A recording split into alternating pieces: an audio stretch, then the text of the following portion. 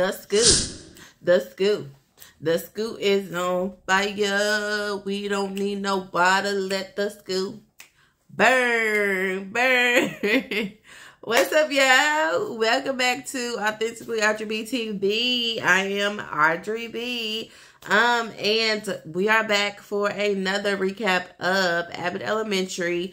And let's get into it, y'all. Let's get into it. All right, y'all. So this episode is entitled Fire.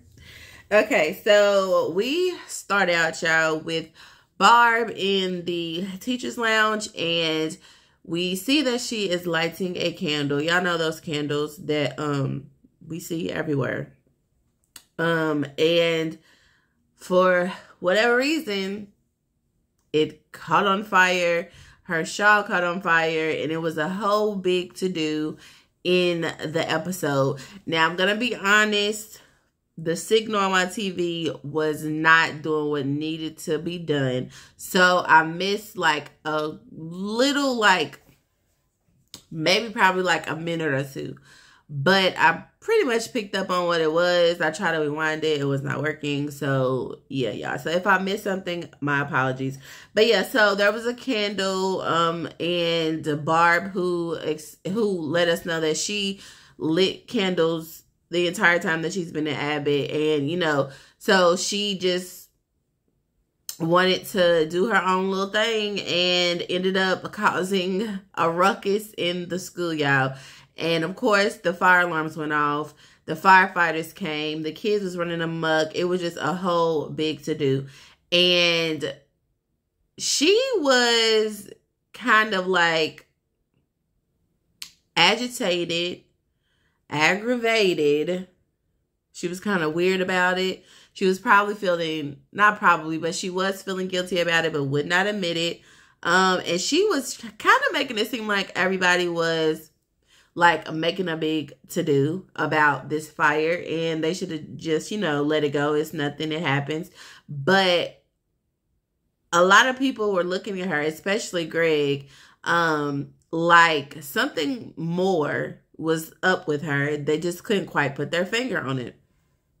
So throughout the day, as the firefighters came, they got everything under control. There was a counselor that came to the school, and she was like a trauma type of person that comes and speaks with the class, speaks with the teachers, just to kind of help them decompress, voice any concerns and things like that. So as she was going around to all of these classrooms, she kind of picked up that something was going on with Barb as well. But again, that's her job. She, you know, can notice those type of things. But again, Barb just kept on saying like she was fine, she was okay. And y'all, while all this is going on, Ava, the principal, was nowhere to be found. So guess who got to play the principal for the day? It was Greg, and he took it so serious. He loved it. He introduced himself as the interim principal. He had this blazer on to look more professional. Like he really was like doing it up, y'all, playing this interim role. And as we all know, Melissa is like a jack of all trades. So the firefighters being there was just right up her alley. She knew everything about the truck. She knew everything about the firefighter policies. I mean, you would have thought that she was a firefighter in her past life, but we soon find out some things about her and her family that made us be like, oh, okay, that's why she was so into it. You know what I'm saying? Like she was really like going up for everything when it came to the fire truck. She took her whole entire class out there. And of course, as usual, the kids are always excited, but she was like way like head over heels excited, way more than the children were, y'all. So it was just kind of like, yeah. She's feeling it. She's feeling it. I mean, she was like on a high. It was crazy how she was just running around. So, anyways, so the trauma person, I cannot remember her name, but she was the counselor. like I said, she done went to Janine, and Janine's spilling the tea about her entire life, and she's looking at her like, girl, this is not what I'm here for. She done went to Greg, she went to Jacob, she went to Mr. Johnson, she went to everybody. Like I said, she went to Barb, and she was, you know, like I said, going to the students and talking to the classes and making sure that, you know, they were okay, making sure that nobody was like frightened or, you know, traumatized by the alarms or seeing all the people, well, not the people, the firefighters coming in, all that type of stuff. And she voiced her concern to Greg because, again, she had to go to him because he was the interim principal. She voiced her concern to him about Barbara, saying that she felt like something was up with her, feeling like she was not handling the pressure of everything well, and that she's seen this before in her line of, in her profession, and that you know, just to check in on her, make sure that, you know what I'm saying, that she gets the help that she needs, and hopefully that she will come to terms with everything that she did, because once again, it was her fault. But again, Barbara was just kept assuring people, I'm fine, like it's no big deal, you know, things happen, that sort of thing. So Greg took it upon himself to enlist Janine on this checkup on Barbara journey throughout the day. So they were going to have this big meeting that was mandatory about fire safety and things like that. And so once Greg put Janine up on what was happening with Barbara, she was like, okay, I'll help you, you know what I'm saying, like fish around, see how she's doing. But I mean, she's my rock. So if the rock said that she's okay, then she's all right. Like 9 times out of 10, everybody knows Barbara keeps it together. Barbara is A-okay. When she says she's A-okay, she's strong. She knows how to handle herself. She's going to be all right. She can keep herself together and keep it moving. And that's pretty much, you know, her character throughout the entire show. Like, she's got it put together. And she's, you know what I'm saying, she's one of the oldest ones there. And she knows what she's doing and she can handle anything. So that's pretty much how all of the teachers look at her. But we all know that a lot of times being the strong one means that you don't really have those people to, you know, talk to or vent to. So you got to put that front up. But we all need, you know what I'm saying, to be able to be vulnerable, to have those moments where we're not okay. So we'll get more into that soon. So we're in this meeting, and at first Barbara was telling Greg, like, I'm not going. Like, I don't need to know anything about fire safety. Like, it happened. It's all right. So he's like, no, it's mandatory, so you're going to go. So she huffs and puffs, but she ends up going. So everybody's in the meeting now. But before that, Melissa and Jacob are outside, and Jacob notices that Melissa's class is pretty much over. They're sitting on the side of the fire truck. They're bored. They're ready to go back in the school. They're like, okay, we've had enough of the red truck lady. Let's go. But she's in the front seat. She's got on the suit. She's got on the hat. She's naming the parts. Like, she is living it up. And Jacob is kind of like, you are really doing the most out here. Like, your kids are not, or your students are not interested anymore. Like, what is going on with you? And she's just like, look, this is my dream. Like, this is something that I've loved since I was a kid. Like, my family member was a firefighter. So this is something that's been in my life forever. So, like, let me live, basically. And Jacob is like, I mean, even the firefighters was just like, can you help us get rid of her? Like, we got to go. Like, there's a fire somewhere that we got to put out. And she is not letting us leave. I mean, she was having the time of her life, and those poor babies was over it. So, as everybody is starting to go into this meeting, we learned again that Melissa wanted to be a firefighter. Not only was a family member a firefighter, and she wanted to be one, but she was basically like talked out of it because she was a female. And, you know, she made this whole big to-do about how men in the firefighting field That's a tongue twister, y'all. How they like downed women back in the day about wanting to join and all the other stuff. So she just basically had to let that dream go, which I thought was kind of like sad. And I was like, no wonder why she was just like so giddy.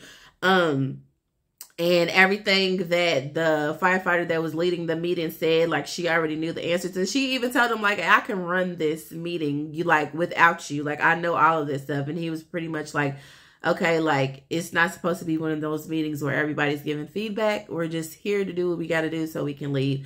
And so in the meeting, that same person that was leading, he was talking about, like fires and asking questions about how they start and what's the leading cause of them, like all of those things. And so Greg takes it upon himself to like answer the question subliminally, like kind of throwing shade towards Barbara, because to him, he believed that Barbara was upset about starting the fire because maybe she's older now and she's forgetful. And she was sitting in front of him, like her eyes was just going back and forth. Like, I know he ain't trying to play me right now. And so after Greg says all of that, Janine chimes in a little bit with her little comments, and then Barbara all of a sudden just stands up and just goes in and goes off. Like, she's saying, like, you're trying to take, she went off because the person that was leading the meeting was basically saying, like, because of this situation is hazardous and there's going to be no more open flames, like no more candles being burned in the school. And she like got offended. She stood up and she was just like, there's so many hazardous things that teachers in this school do. And the one time that I light a candle and something happens, now you want to try to take it away from me. I've been burning candles since I've been at this school and it's never been a problem. And you're not going to take that away from me. Like, and everybody was kind of looking at her like, wow, like what is really going on? Cause you've been, defensive. You've been kind of like moody. You're not your regular self. You seem very uptight and you just went off on this person in the middle of a meeting and just like let them have it. And then she just storms out. And of course, her bestie, Melissa, runs after her. So we come back from commercial and we see that Barb is in her classroom just trying to decompress, trying to calm down, trying to pull herself together. And Melissa walks in and she's like, hey, do you want to talk about it? Do you want to, you know what I'm saying? Like, what's going on with you? Like, I understand that you feel bad about what you did, but I mean, everything is okay. Like, you keep telling everybody you're okay, but we can tell, like, through your actions, like, something's really up with you. So what's up? So, y'all, we learned that she's been dealing with a lot of stress at home as far as her husband's health and some things that they learned about his health from the doctor. And it ended up being that everything was okay. But she was still just like up in arms about it. Some numbers and tests and everything like that didn't come back favorable. But it also let us know that a lot of times, like I said before, when you're the strong one and you want to portray yourself as the strong one, it comes out in ways that you can't even imagine or you don't even notice. And then everybody else is looking around at you like, okay, like what is up with you? So, she has this talk with Melissa and she lets her know, like, I've been holding this in. I didn't want to tell anybody. You don't want everybody in your business. And then they made a little joke and was like, yeah, because if you come and you run your mouth and you tell everybody your business, you're going to be another Janine. So that kind of like made Barbara laugh, with that little joke. And at the same time, like, we learned the reason why she lit the candle in the first place. And I was kind of like, oh, okay. Like, you needed that moment to yourself. You need that moment to relax. You need that moment to just like, woosah, if you will. And it ended up causing a ruckus. So once we learned that, Barbara seemed to be happy that all of that weight was off of her shoulders. And so Melissa left her and went right back outside. Now, while they're in there chatting it up, Jacob is outside trying to figure out a way to get these firefighters up out of here and figure out a way to allow his friend Melissa to relive her dreams from childhood of becoming a firefighter. So he told the firefighters that there was a Frisbee and that he needed their help to get it off the roof. And they was just like, look, we don't got time for that. Like, we done been here long enough. And he's like, hey, have you ever heard of the Schmintes and the firefighters and this family from whatever part of Philadelphia? I think he said the south side part. And so once he says that, you know, the firefighters' ears kind of perk up. And then we see that they allowed Melissa to go up all the way up the ladder in heels to go get the Frisbee down. Of course, she had on the helmet and stuff. And because she was able to do that, and she came down and she was like, oh my gosh, thank y'all for letting me do this. This was like a dream of mine. So that little girl inside of her was super, super happy that she was able to, you know, use her firefighting genes, so to say, to save the day for the kids who was playing Frisbee in Jacob's class. And all the while Jacob is running back and forth trying to, you know, let Melissa live her dream and get these kids back in the building, he's carrying around these cookies, y'all, and everybody's joking on him, talking about how horrible they look and how bad they probably taste. And he's talking about, like, basically, like, don't joke on my cookies. Like, these are delicious. He said there's 57 steps. Trust me, if there were 57 steps for me to be baking cookies, I would not be baking cookies at all. So anyway, y'all, after she lives her firefighting dream, we cut to Barbara. She's back in her class. She's sitting at her desk, and here comes one of her students, and he's asking her about the fire, and is it over, and are all the people gone? And she's just like, yeah, like, everything's okay. Like, and she even asked him, is he okay? Like, and lets him know, like, if he was afraid, if he was traumatized, if he was fearful, if he was worried about anything, like, it's okay, that he doesn't have to hide the fact that what happened today scared him. And she even said, you know, I even have to tell myself that even though sometimes I try to hide my feelings, it's okay to feel your feelings and be honest with yourself about how you feel, because at the end of the day, it's going to help you feel better and allows people to help you as well. And so he gives her the thumbs up, and she feels good about it. Like I said, she also is talking to herself at that particular time, and that causes her to go to the office and find the trauma counselor. And she apologizes for being uptight with her, for being rude and just very passive aggressive when they spoke earlier. And, you know, the counselor's like, you know, I've seen it 1,000 times before, and I just want you to know that, you know, it's okay, and also that you should take a day off. And Barbara's like, take a day off? I haven't taken a day off since way, way back. And she's like, you know, you need a day to yourself. And Barbara, you know, goes back and forth, but then she convinces her, like, it's okay. And once she goes to her confessional, she says, you know, it's a mental health day, which a lot of teachers, a lot of people, not just teachers, need to take just to decompress, to take care of themselves, to do some self-care days. And she was like, but if I would have told her that that's what it was, she would have most definitely not taken the day. Because, again, Barbara's like, even when she said, I have my faith and I'm okay and I don't need anything else and I know how to deal with it, I handle it. But, again, as you've heard me say before, it's okay to step back, take a day, and take care of you. Because if you can't take care of you, how are you going to take care of anybody else? And so we see that the following day, Janine and Greg are still thinking that they got to go and check up on Barbara. But they realize, there's a substitute in there. And they're like, wait, where is she at? And here comes Ava, who was missing in action the entire day of the fire, saying that Barb took a day off. And they were pretty shocked, but glad to hear that she did it, because, again, that's not in her character. She's always going to show up. She's reliable. She's dependable. She's always going to be there. But Again, they were shocked that she took the day, but they were very happy that she did. And even Ava said that she tried to convince her to go to the spa that she was at. So the entire time that it was firefighters all over your school and trauma counselors and kids being scared and all this stuff going on, she at a spa.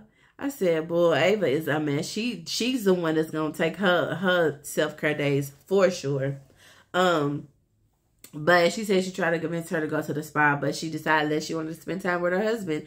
And that is, and that's her business. So, that was pretty much the entire episode. Like I said, I did miss some of it, y'all. So I do apologize if it seems like out of place. And again, as I always say, if I miss anything, let me know. And at the end, y'all, it turns out that Jacob's Cookies was bussin' because he let Melissa try one, but he left out of the teacher's lounge before she actually like ate it. And she was like, tasted it. She was like, oh my God, this is actually good. And then she looked at the camera. She was like, cut the cameras, cut the cameras. That can't be on record of me saying that. Because again, like I said, everybody was joking, saying how nasty they probably were. But y'all, this was yet again another good episode with a dope message. So I just want to leave y'all with this. As I said before, it's okay to take those days. It's okay to say no. It's okay to feel your feelings. And it's okay to take care of yourself. Because again, if you can't take care of yourself, how are you going to take care of anybody else? So, I hope you guys enjoyed it, y'all. And I will see y'all back here for another Abbott Elementary recap next week. Peace.